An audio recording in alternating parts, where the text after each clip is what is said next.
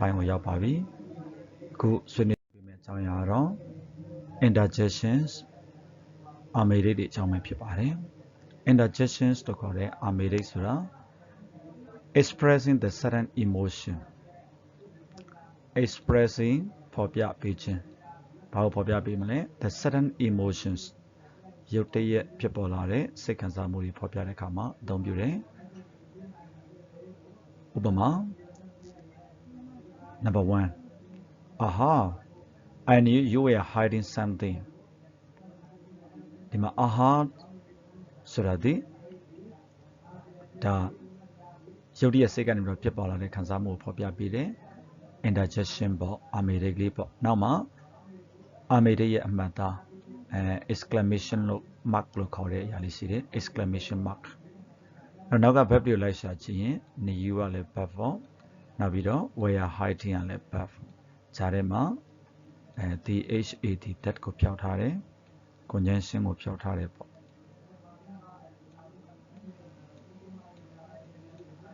I knew aha I knew ငါသိခဲ့တာပေါ့ you were hiding something မင်းတခုခုကိုဝတ်ထားခဲ့တယ်ဆိုတာငါသိခဲ့တာပေါ့အဲ့တော့ဒီမှာ aha ဒီ interjection အာမေရိတ်ပေါ့နောက် number 2 yeah we finally finished the group project အဲ့ဒီမှာ main verb ဒီ finish yeah ငါတို့နောက်ဆုံးတော့ငါတို့အုပ်စုလိုက် project တစ်ခုကိုပြီးခဲ့ပြီပေါ့ဒီမှာ yeah ဒီနောက်မှာ exclamation mark ပါတယ်တနည်းအားဖြင့် interjection ပေါ့ number 3 then I left my charger at home again အဲ့တော့ main verb ဒီ left then မှာ then မှာ exclamation mark ပါတယ်အဲ့တော့ interjection ပေါ့ then then I left my charger at home again ငါတော့ငါရဲ့ charger လေးအိမ်မှာထပ်ပြီးတော့ကျန်ခဲ့ပြန်ပြီနောက် number 4 help me အဲ့တော့ help me ငါ့ကိုကူကြပါအောင် hey help me ငါ့ကိုကူကြပါအောင်ကယ်တော်မူကြပါအောင်help me ဒီမှာ help ကတော့ verb ပေါ့နောက်မှာ help ကလည်း verb ပဲဒါမျိုးသူဒီဘာအနေနဲ့သုံးတာလဲဆိုရင် interjection အနေနဲ့သုံးထားတယ်နောက်မှာ exclamation mark တွေပါတယ်နောက် bravo exclamation mark သုံးထားတယ်တော်လိုက်တာဟေးတယောက်ယောက်ကအံ့ဩစရာတစ်ခုကိုပြုလုပ်လိုက်တဲ့အခါမှာအသုံးပြုတာပေါ့အဲ့တော့ရုတ်တရက် expressing the sudden emotion ရုတ်တရက်စိတ်ကနေပြီးမှဖြစ်ပေါ်လာတဲ့ခံစားချက်တွေကိုဖော်ပြတဲ့အခါမှာ interjection ကိုခေါ်တာကိုအသုံးပြုတယ်ဆိုတာကိုမှတ်သားရပါမယ် interjection ရဲ့အမှတ်သားလေးကတော့နောက်မှာ exclamation mark လေးပါပါလိမ့်မယ်အံ့ဩတာထိတ်လန့်တာဝမ်းသာတာဒါတွေလည်းပဲပါမှာပေါ့နော်ကဲဟုတ်ပြီနောက်တစ်ခုကတော့ determiners determiners ဆိုတာကတော့ determiners are words placed before nouns အဲ့တော့ main verb ဒီ are determiners ဆိုတာ noun တွေရဲ့ရှေ့မှာထားသုံးတဲ့စကားလုံးတွေဘာလို့ဖို့ထားသုံးတာလဲ to get information about the nouns noun တွေနဲ့ပတ်သက်တဲ့သတင်းချက်လက်ကိုပေးဖို့ရန် noun တွေရဲ့ရှေ့မှာထားပြီးတော့အသုံးပြီးတဲ့စကားလုံးတွေက determiners တွေပဲကဲဟုတ်ပြီ they have us understand where's who's how many or how much ဒီမှာ main verb ဒီ have they have us understand သူတို့ကကျွန်တော်တို့ကိုနားလည်စေဖို့ကူညီတယ်အဲ့တော့သူတို့ဆိုတာတော့ determiners တွေပေါ့မနားလည်စေဖို့ကူညီတယ်ဆိုတာ HCF have ဆိုတဲ့ verb ကြောင့် understand ရှိမှာ to မပါတော့တာပါတနည်းအားဖြင့်เนาะဒါကို bare infinitive လို့ခေါ်တာပေါ့ဒါတော့ဖြတ်ပြီးပြောတာပါသူတို့ကကျွန်တော်တို့ကိုနားလည်စေဖို့ကူညီတယ်ဘာလို့နားလည်မှာလဲ which ဘယ်ရာတွေ whose ဘယ်သူဥစားတွေ how many ဘယ်လောက်များတာတွေဒါမှမဟုတ်လည်း how much ဘယ်လောက်များတာတွေဆိုတာကိုကျွန်တော်တို့နားလည်စေဖို့ရန်အဲ့ဒီ determiners တွေနဲ့ပြီးတော့ကူညီပေးထားတယ်အဲ့ဒါကိုဒီမှာ types of determiners ဆိုပြီးတော့ determiner အမျိုးအစားတွေကိုလေ့လာပါမယ်အဲ့တော့ determiners အမျိုးအစားတွေကနံပါတ်1အမျိုးအစားတော့ articles တွေတနည်းအားဖြင့် articles and အကြောင်းပါအဲ့တော့ articles က3မျိုးရှိမယ်အဲ့ဒီက articles မှာ a နဲ့ n ကိုတော့ indefinite article မတိကျသော article လို့ခေါ်ပါတယ်တိကျမှုမရှိပါဘူးဥပမာ number 1မှာ a dog bark အဲ့တော့ main verb ဒီ bark ခွေးတစ်ကောင်ဟောင်ခဲ့တယ်ကွာအဲ့တော့ခွေးတစ်ကောင်ဟောင်ခဲ့တယ်ဆိုတော့ any dog တနည်းအားဖြင့်နော်ဘယ်ခွေးမဆိုဖြစ်နိုင်တာပဲရေပုံရသဘောကိုပြောတာ generate ပေါ့နော်ရေပုံရသဘောပြောနောက် number 2 she ate an apple အဲ့တော့ main verb ဒီ ate သူမပန်းသီးတစ်လုံးစားခဲ့ဘယ်ပန်းသီးလဲတိကျမှုမရှိပါဘူးအဲ့ဒီခါမှာ article a တို့ n တို့ indefinite article မတိကျတဲ့ article လို့ခေါ်မယ်ဒီမှာသူနဲ့တွေ့မဲ့ noun ဒီအတန်နဲ့မဆိုင်တနည်းအားဖြင့်တော့ vowel sound ပေါ့နော်တရတန်နဲ့မဆိုင် a ကိုသုံးတယ်sorry တရတန်နဲ့မဆိုင် a ကိုသုံးတယ်တရတန်နဲ့စားတဲ့ apple ဒါဆိုရင် ann ကိုသုံးမယ်ပေါ့ဟုတ်ပြီနောက်တစ်ခုသိရှိတဲ့ကိုကြတော့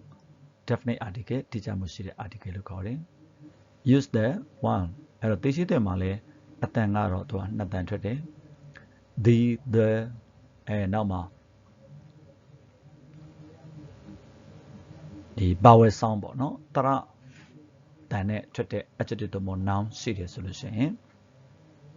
ဆိုကြပါစို့ဥပမာဒီ antn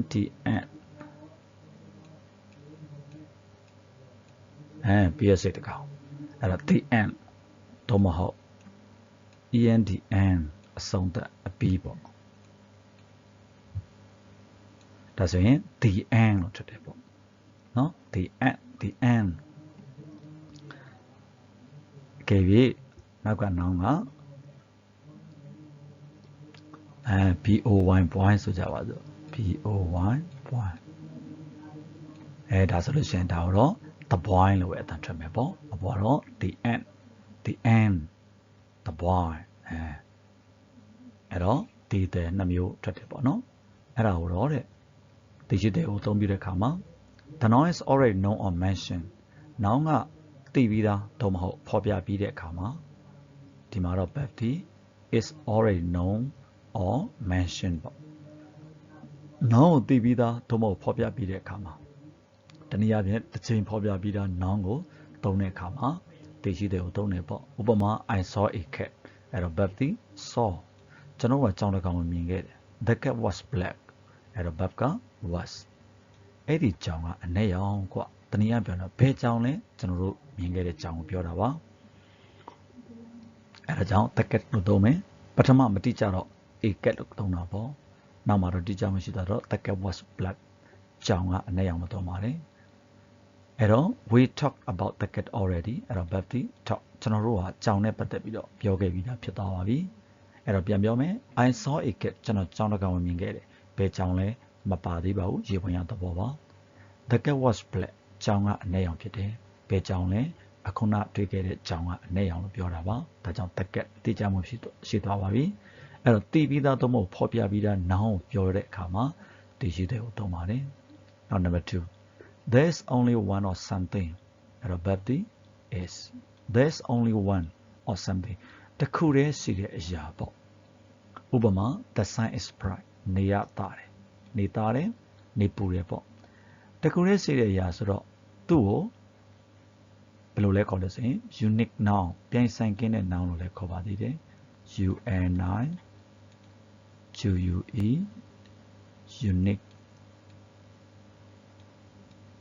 unique noun ပြိုင်ဆိုင်ကင်းတဲ့ noun တွေလို့လည်းခေါ်ပါတယ်အဲ့တော့ unique noun ပြိုင်ဆိုင်ကင်းတဲ့ noun တွေဆိုလည်းပဲဘာသုံးလဲဆိုရင်သိရှိတဲ့ကိုသုံးပါတယ် the sun is bright နေသားတယ် a sun is bright လို့မသုံးဘူးပေါ့ there is only one sun is the verb ပေါ့နေရဘာပဲဆိုရင်တစ်စင်းပဲရှိတယ်ပေါ့နောက်တစ်ခါ with superlative လို့ခေါ်တဲ့ superlative adjective တွေနဲ့လည်းပဲတနည်းအားဖြင့် superlative adjective ဆိုတော့ degree 3ပေါ့ degree 3ရဲ့ရှေ့မှာလည်းပဲသိရှိတဲ့ကိုသုံးတယ် she is the best student အဲ့တော့ verb is သူမဟာအတော်ဆုံးကျောင်းသူတယောက်ဖြစ်တယ်ပေါ့နော်အတော်ဆုံးကျောင်းသူပါတယောက်နဲ့အများအောင်နိုင်စနာပေါ့သူမအတော်ဆုံးကျောင်းသူတယောက်ဖြစ်တယ်ဆိုတော့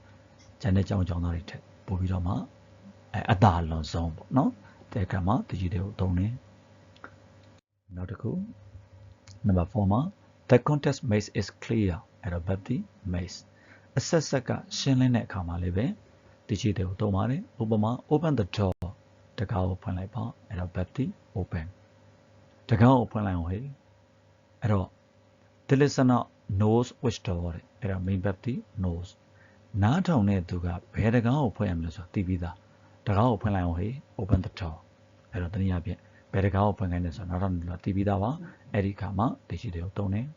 နောက်တစ်ခုကကျတော့ with names of အမည်တွေနဲ့တွဲသုံးတယ်ဥပမာဆိုကြပါစို့ rivers မြစ်တွေ the Nile နိုင်မြစ်ပေါ့ oceans လို့သမုဒ္ဒရာနဲ့လည်းတွဲသုံးတယ် the Pacific Ocean ပေါ့နော် Pacific သမုဒ္ဒရာနောက် hotels the Sirona Hotel newspaper သတင်းစာတွေနဲ့လည်းတွဲပြီးတော့သုံးတယ် the Times သတင်းစာပေါ့နော်နောက်တစ်ခါ countries with plural names လို့ခေါ်တဲ့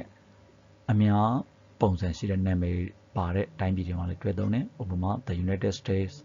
the Philippines เนาะအဲ့ဒီကမှာလည်းပဲသိရှိတဲ့ကိုတွဲပြီးတော့မှအသုံးပြုပါတယ်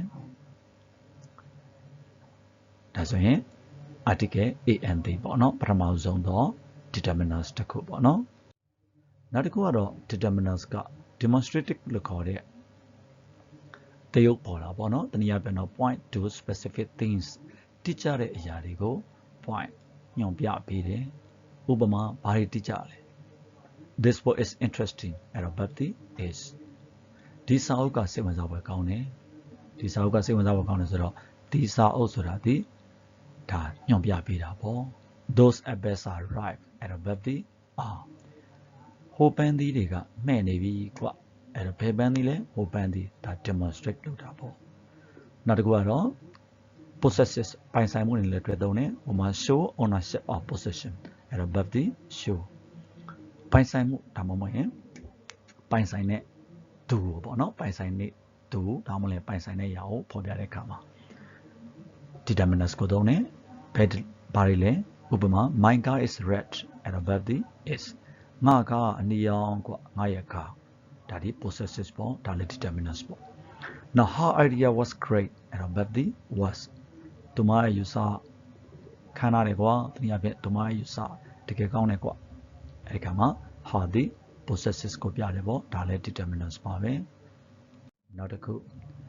quantifiers လို့ခေါ်တယ် show quantity of amount အဲ့တော့ verb show အရေးအတွက်တို့ပမာဏတို့ဖော်ပြတဲ့အခါမှာလည်းဒါ determinants အုပ်စုထဲမှာပါတယ်ပေါ့နော်ဥပမာ some people like pizza အဲ့တော့ verb like အချို့လူတွေက pizza ကိုကြိုက်တယ်အဲ့တော့ချို့သောလူတွေဒီဒါ quantifiers လို့ခေါ်တယ်quantity ပေါ့နော်အရေးအတွက်ကိုပြမယ် many students passed the test အဲ့တော့ verb passed များစွာသောကျောင်းသားတွေစာမေးပွဲအောင်ခဲ့တယ်ဒါဒီ quantifiers ကလည်း determinants တစ်မျိုးပေါ့နောက်တစ်ခုကတော့ numbers နံပါတ်တွေနဲ့တွေ့သုံးတယ် cardinal and ordinal numbers act as determinants အဲ့တော့ verb at cardinal and ordinal numbersတစ်ခုနှစ်ခုသုံးခုရည်တွက်လို့ရတဲ့ရှိတယ်ပထမဒုတိယတတိယဒီလိုမျိုးအချိန်မြောက်တွေနဲ့လည်းအချိန်မြောက်နံပါတ်တွေဒါမှမဟုတ်လည်းပဲတစ်ခုနှစ်ခုရဲ့လို့အရေးအတွက်ကိုဖော်ပြတဲ့နံပါတ်တွေရဲ့အချိန်မြောက်နံပါတ်တွေနဲ့တွဲပြီးတော့မှသူတို့ကလည်းပဲ determinants အဖြစ်နဲ့ဆောင်ရွက်ပေးတယ်ဥပမာ three cats sat on the wall ကြောင်သုံးကောင်ကနိုင်ရန်ပေါ်မှာထိုင်ခဲ့တယ်ရှိနေခဲ့တယ်ပေါ့ verb sat first prize goes to Sam အဲ့တော့ verb goes ပထမဆုကိုဆန်ရတာဟေတနည်းအားဖြင့်ပထမဆုကိုရရှိသွားတာတော့ဆန်ပဲဖြစ်ပါတယ်ပေါ့နော်အဲ့တော့ first prize second prize ဒါတွေကလည်းပဲ numbers တွေသူတို့ကလည်းပဲ determinants တွေပဲဖြစ်ပါတယ်အဲ့တော့နောက်တစ်ခုကတော့ interrogative determinants လို့ခေါ်တဲ့ interrogative determinants တွေဘယ်မှာသုံးမလဲ using question မေးခွန်းတွေမှာအသုံးပြုတယ်ဥပမာ which color do you like အဲ့တော့ verb do like ပေါ့အဲ့တော့ subject က you ပေါ့နော်အဲ့တော့မင်းဘယ်အရာကိုကြိုက်တာလဲဒါဘယ်အရာဆိုတော့ which ရွေးချယ်မှုပါအဲ့ဒါလည်း determinants ပါပဲ what time is this အဲ့တော့ verb ဒီမှာ is ကိုရှေ့ထုတ်တာပေါ့နော် subject ကတော့ id ပေါ့အငှားခေါ်ထားတဲ့ id subject ပေါ့ what time is this ဘယ်ချိန်ရှိပြီလဲဒါ determinants ပဲပေါ့ now distributives ကတော့တဲ့ဘာလဲဆိုရင်နော် refer to members of a group individually အုပ်စုတစ်ခုရဲ့အဖွဲ့ဝင်တွေကိုတိကျစီနဲ့ရည်ညွှန်းဖို့เนาะအုပ်စုတစ်ခုရဲ့အဖွဲ့ဝင်တွေကိုတိကျစီရည်ညွှန်းဖို့အဲ့ဒါတော့ distributive လို့ခေါ်မယ်ဥပမာ each student must bring a pencil အဲ့တော့ main verb ဒီ must bring ကျောင်းသားတယောက်စီတိုင်းကခဲတဲ့ချောင်းစီယူလာမယ်ကွာ အဲ့တော့ each student အဲ့တော့ each ဒီ distributed တနည်းအားဖြင့် determinants ပေါ့ now every house on the street is white အဲ့တော့ main verb ဒီ is လမ်းပေါ်မှာရှိတဲ့အိမ်တိုင်းဟာအဖြူရောင်တွေကြီးပဲအိမ်တိုင်းကအဖြူရောင်တွေဖြစ်နေတယ်ပေါ့အဲ့တော့ဒါလည်းပဲ determinants အဖြစ်နဲ့ရည်တည်ထားမယ်ပေါ့အဲ့တော့အခု